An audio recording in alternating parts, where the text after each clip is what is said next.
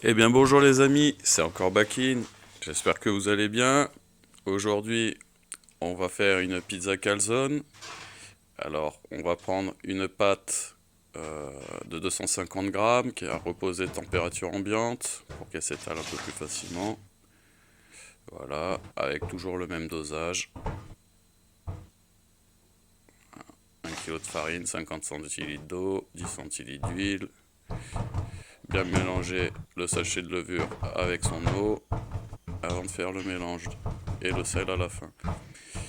Donc je l'aplatis avec mes doigts, j'oublie pas de fariner pour bien que ça glisse.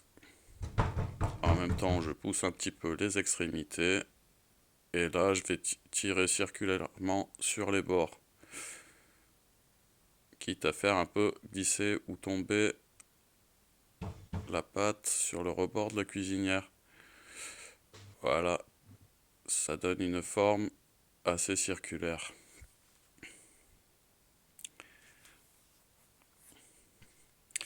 Et bien ensuite, comme d'habitude, voilà, je la dépose sur l'avant-bras pour pouvoir la manier facilement et la déposer sur ma plaque, sur le papier sulfurisé.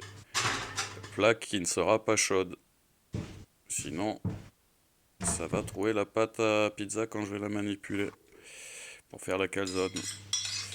Je prends ma sauce tomate,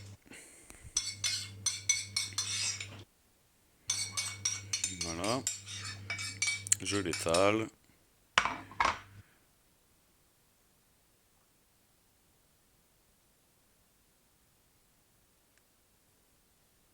Et ensuite, on va prendre nos champignons si on en a.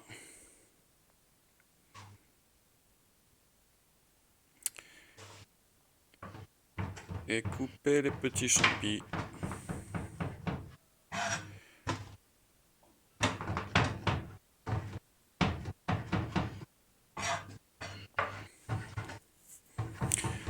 Sans avoir préchauffé le four à 275 bien sûr.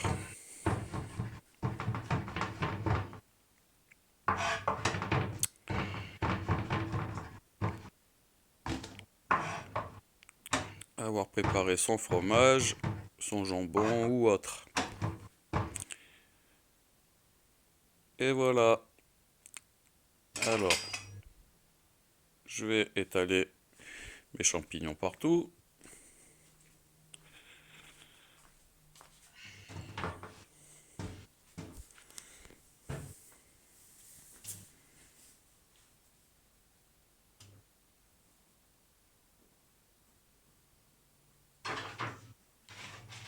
Et c'est fait.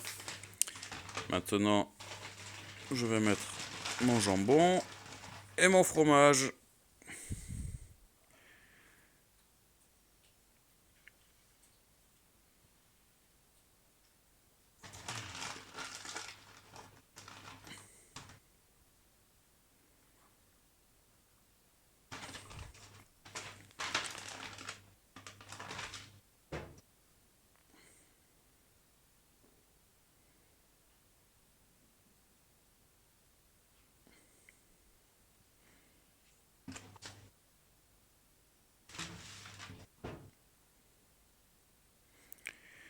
Préparer son œuf et sa crème fraîche si cela vous plaît.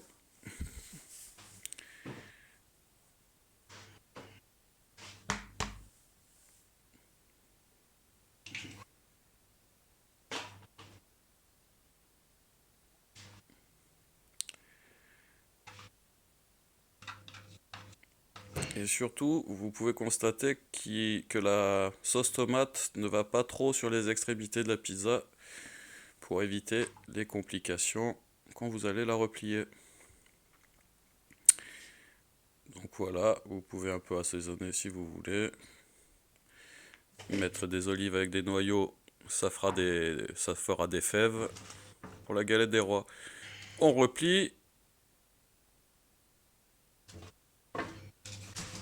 Et ça fera plaisir au dentiste aussi. On replie et là on va replier et on prend le dessous de la pâte et on replie à chaque fois. On le voit très mal. Je suis désolé. et je prends à chaque fois le dessous de la pâte que je replie dessus, dessous, dessus, dessous, dessus, dessous, dessus, dessous, dessus. Hop, et à la fin j'appuie bien, voilà. Le but étant qu'elle ne soit pas percée. Et si vous voulez, si vous reste un petit peu de tomate, vous pouvez mettre par-dessus, l'étaler et mettre un petit peu de fromage ou pas. Voilà, ça c'est vraiment pas le plus important. Mais c'est très bon, ça fera comme un petit goût de lasagne. Et voilà. Et à partir de ce moment-là, je vais mettre dans mon four à 275 degrés.